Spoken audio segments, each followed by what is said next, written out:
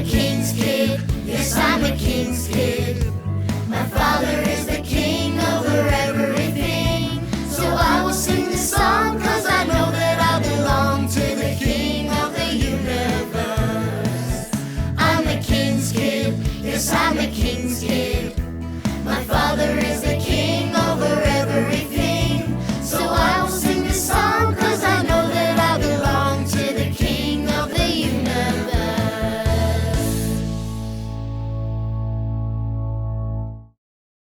G'day there, King's Kids. Arnie here from Arnie's Shack.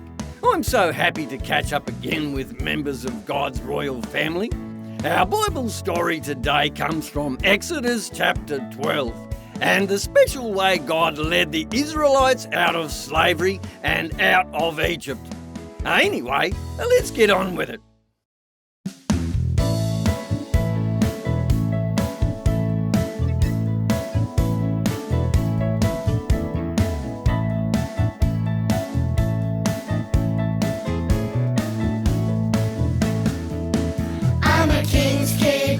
I'm a king's kid. My father is the king over everything. So I will sing this song, cause I know that I belong to the king of the universe. I'm a king's kid, yes, I'm a king's kid. My father is the king over everything. So I will sing the song, cause I know that I belong to the king of the universe. He gives me peace that passeth all understanding, the joy that overflows. Isn't it just totally amazing, the love that my father shows?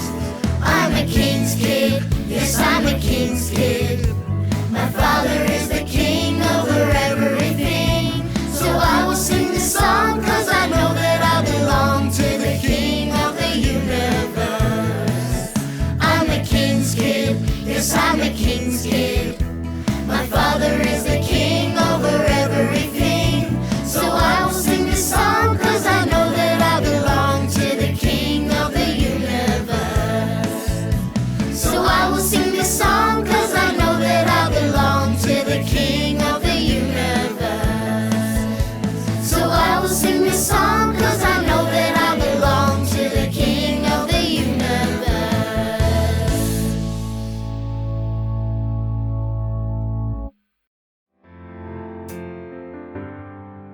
Hi there, kids. It's Stephen here again, and it's time for another story from the Bible. God had tried 9 times to reach Pharaoh. There had been 9 plagues in Egypt. The Egyptian people and the land of Egypt had suffered. But Pharaoh had continued to harden his heart. He did not want his slave labourers, the Israelites, to leave. He wanted them to stay and do his work. Now, the time had arrived. Moses called the Israelites together to give them God's next and very important message. They had to follow his instructions exactly, and they had just 4 days to get ready. The father in each family was to select a perfect 1-year-old male lamb. He was to sacrifice the lamb and save some of its blood. Using a hyssop branch, he was to put some blood on the sides and top of the door frame of his house. Then they were to roast the meat on the fire and make some bread without yeast. Anything that was not eaten was to be burnt in the fire. They were to eat it with their cloak on and sandals on their feet, ready to leave. This was the last meal they were to eat in Egypt. Once they were all inside the house, the family had to stay there until morning. At midnight, the Lord went throughout the land of Egypt and struck down the firstborn of every household that did not have the sign on their doorpost. There was a great wailing and crying throughout the land, from Pharaoh's palace to the prisoners in the dungeon. And then Pharaoh finally agreed to let the Israelites go. The Egyptians were eager to see them go too. They'd had enough. Moses told the Israelites to ask the Egyptians for gold and silver and clothing, and the Egyptians gave them whatever they asked for. The Israelites, with their flocks and herds and all of their possessions, finally left Egypt. They were no longer slaves. They were free. The Israelites were very precious to God. He did not like to see them suffering. He wanted them to be free. You know, King's kids, you are as precious to God as the Israelites were. He wants you to be safe and to be free too. That is why he sent his son, Jesus, to set us free. Just like the Israelites were safe that night when they stayed inside the house, which had the blood painted on the doorpost, we can be safe when we accept Jesus into our hearts today. Anyway, kids, take care, and we will see you next time. Today's Bible verse comes from Psalms 77, verse 11. I will remember the deeds of the Lord. G'day there, King's Kids. Ranger Hardy here. Today we are going to be taking a look at a couple of plants. Are you ready to come exploring God's creation with me? There are millions of different plant species that God has put here for us to enjoy and use in a respectful and responsible way. The two we are going to look at today are both quite similar and have many different uses. Our first plant is the hyssop plant. Hyssop is a small, bush-like plant that is part of the mint family. It has purple flowers growing on its long stems and is used for cooking as well as for its nice smell and for medicine. In our story this week, you might have heard the hyssop plant mentioned. The Israelites used it to paint blood over their doorposts in a covenant or agreement with God that they would be safe from the last plague. Rosemary, like hyssop, is also a small, bushy plant that is part of the mint family. It has small light blue flowers and short dark green leaves that give off a strong fragrance. Rosemary is often used as an essential oil and in cooking, but it is rosemary's association with memory that makes it well known. In ancient times, Greek scholars wore rosemary in their hair, where it was believed the smell would help them to remember what they were studying and strengthen their memory. Today, rosemary is still a symbol of remembrance and known for helping memory. Sensational! God has given us a wide variety of plants that we can use for all sorts of different purposes. As we use them, we can remember the many things that He has done for us. So next time you are out in your garden, see if you have any hyssop or rosemary, and then explore what you can do with it. Sensational!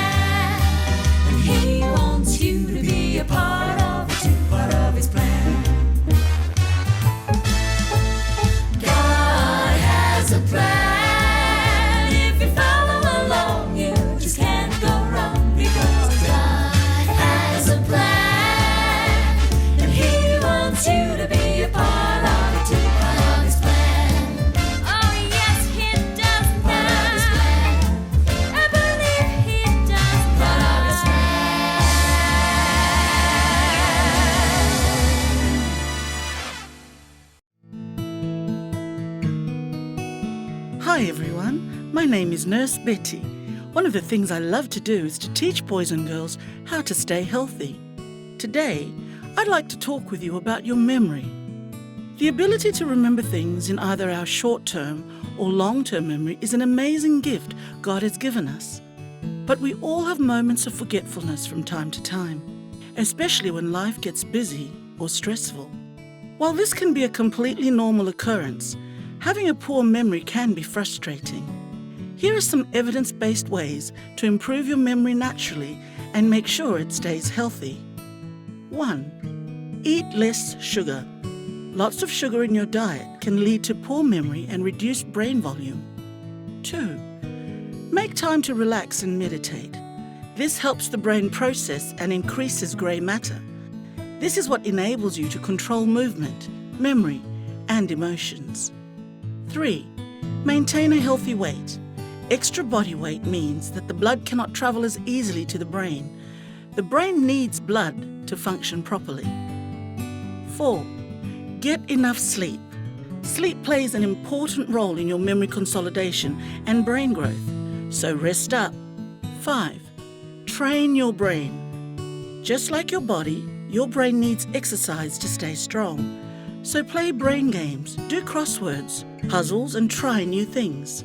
6. Vitamin D. This helps your brain to keep a healthy attitude and strengthens cognitive function. The easiest way to get vitamin D is to spend some time in the sun each day. Sunshine is good for you. 7. Exercise more. Important for physical and mental health. Even 15 minutes of exercise can improve cognitive function. There are many fun and simple ways to exercise your mind and help keep your memory in top working condition. So make sure you are taking care of your brain health. Then we can always remember the things God has done for us. King's kids, remember that Jesus loves you. Take care of your body and take care of each other.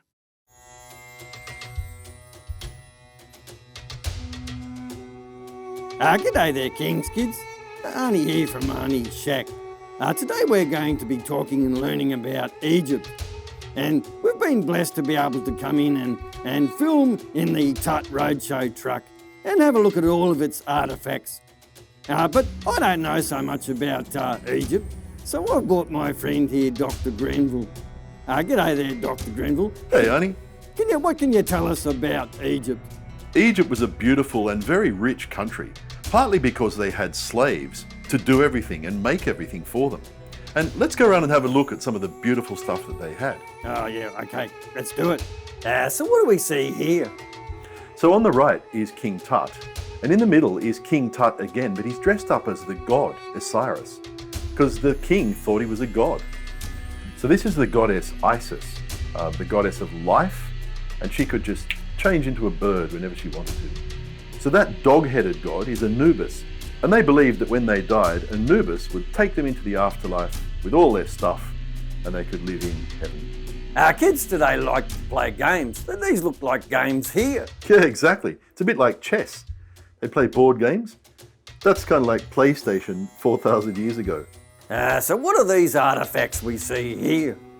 Yeah, look at that pretty stone. If you carve it thin enough, it lets the light through. It's called alabaster, and they made lamps and cups and things out of it. Yeah, that looks like a good breakfast bowl. I reckon if you're a billionaire, you know what that stone is that they made that of now? Yeah, that's alabaster. 10 out of 10. So who's this lady? That's Selket, the goddess of childbirth. So they would have thought she was protecting their kids. How beautiful is all that stuff? Oh, it's lovely. Lots of gold and all that sort of thing. Yeah, but the problem is they loved the stuff more than the people. They didn't care about the slaves or the children growing up really poor to a life of slavery. They just wanted their stuff. And so God said, that's not acceptable. That's not how it works. And then God eventually said to Pharaoh, if you mistreat my kids, Israel, I'll let you know how that feels. You'll lose your own son. God, of course, didn't want to do that. But in a way, Pharaoh had already damaged his own son by teaching him all the wrong things, teaching him to be selfish and nasty. And that's never going to lead to life. That's that kind of stuff. The wages of sin is death, right? And so the night comes when the angel of death passes over Egypt. And the Egyptians are happy and they think, oh, we've got gods for that. You know, we've got gods who look after our kids. We've got Bast, who looks after children and pregnant women. And we've got Selket, who looks after children. We'll be safe. So the angel of death flies over the land of Egypt, and all the firstborn children, come midnight, the angel just takes their breath away. That's really sad, Doc. It's a pity that Pharaoh hardened his heart, isn't it? Yeah, it is. God tried so many times to show them the right way of love and kindness, but they ended up just destroying themselves because they didn't listen. It was really sad that it had to end like that. But then the Egyptian people said, get out, we don't want you here anymore, get the slaves out of here if that's what it causes. And so they left, and they were free. And their Egyptian neighbors gave them a whole lot of beautiful golden things and said, take it. And in a way that was fair because it was wages for all those years that they had worked as slaves. So God really blessed them in the end, didn't he, Dr. Grenville? So what do you think the message that we can take away today is from our discussion? Look, I think God wants everybody in his family. He was trying to get the Egyptians to trust him and believe in him. And some of them did, but a lot of them sadly didn't. So there's a pretty clear lesson. And I guess maybe their problem was that they loved stuff more than they loved people.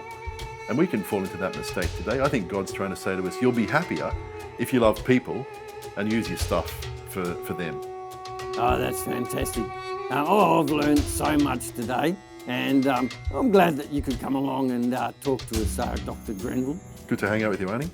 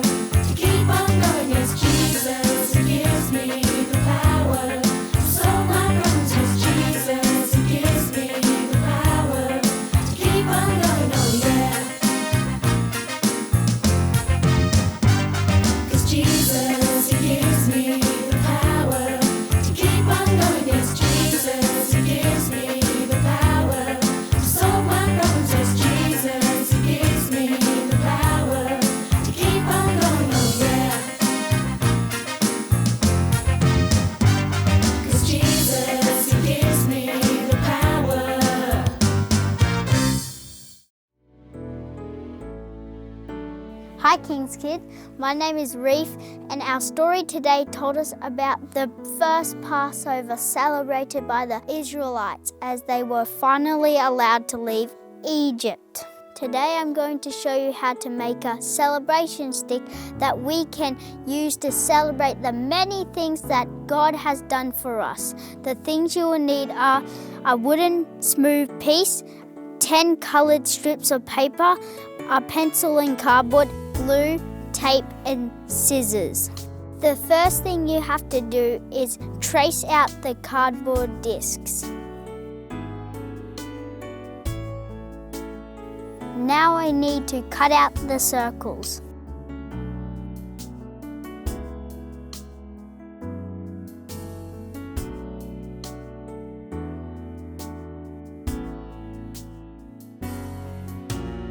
Now you need to cut out the hole in the middle. You might need some help.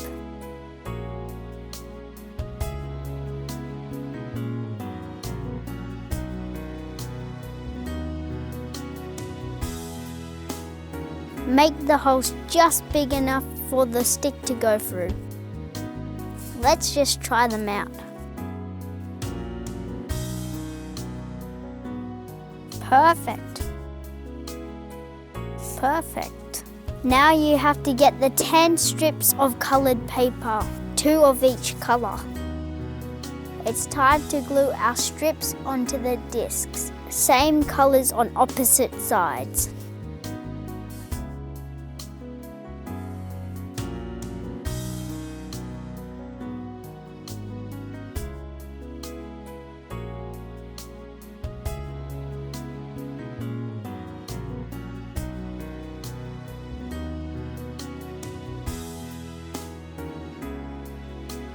When they're all stuck on, flip the whole thing over.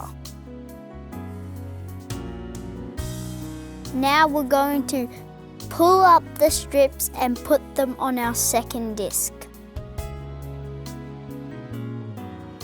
Put it on top of the other disc.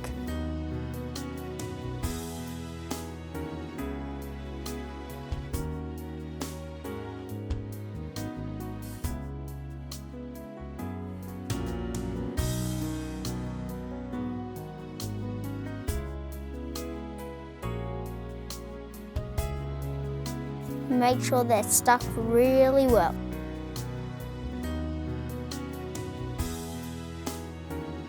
Now thread the holes over the stick.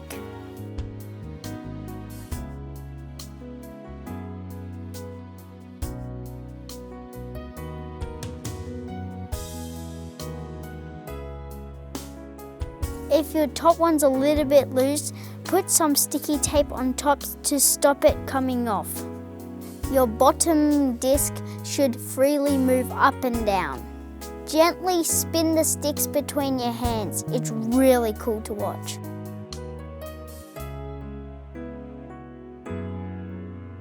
Now you can have fun celebrating the many things that God has done for us. Bye, King's Kids!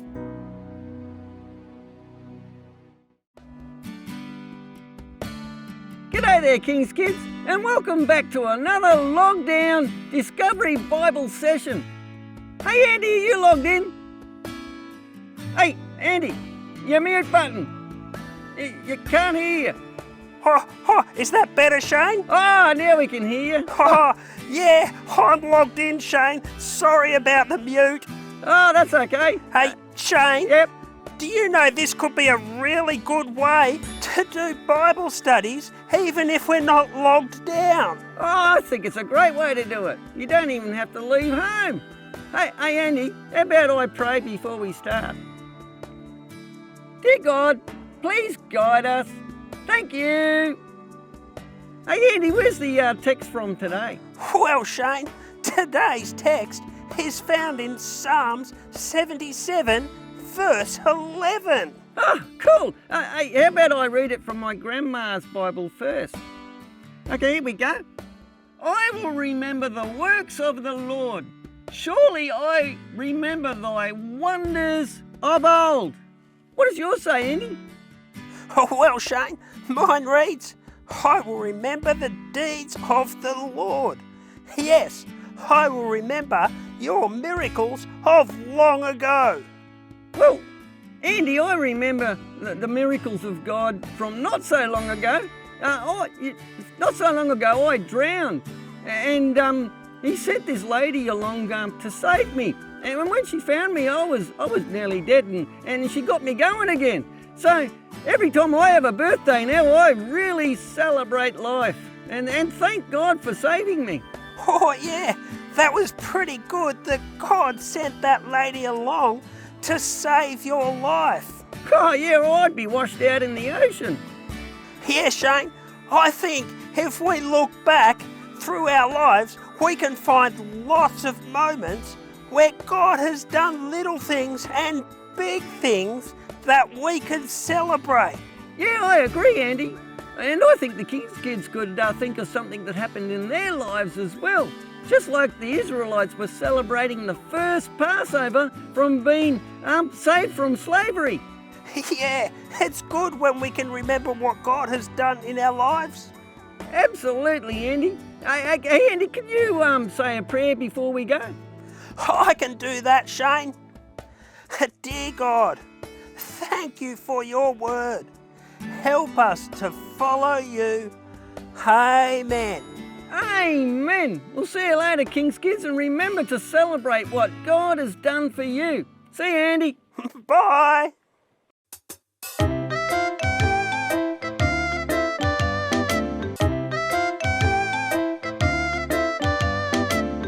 Hey, kids, come and sing with me. God loves us. Come on, let's sing. I love God and He loves me. He's my special friend, you see. And He's watching over me.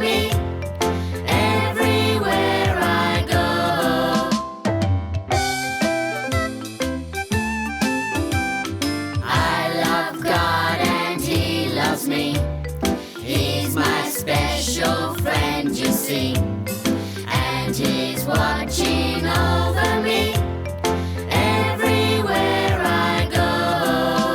Come on, that was good, but let's do better. I love God and He loves me.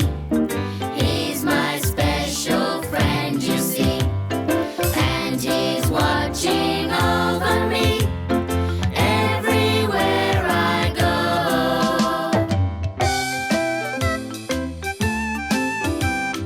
I love God and He loves me.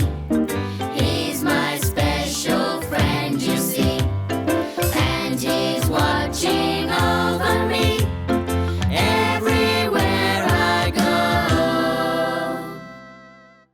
The Israelites were very precious to God. It made Him very sad when He saw them suffering. He wanted them to be free. But it was not just the Israelites who were precious to God. You too, King's kids, are as precious to God as the Israelites were. He wants you to be safe and to be free too. And that is why He sent His Son Jesus to set us all free. Just like the Israelites were safe that night when they stayed inside the house, which had blood painted on the doorpost, we can be safe when we accept Jesus into our hearts today. Don't hesitate. Why don't you stop everything you are doing right now and tell Jesus that you love Him and you want to be saved and safe. It will be the best decision you have ever made. Anyway, King's kids, it's time to go now. I will look forward to catching up with all of you again next time. So take care, stay safe, and God bless.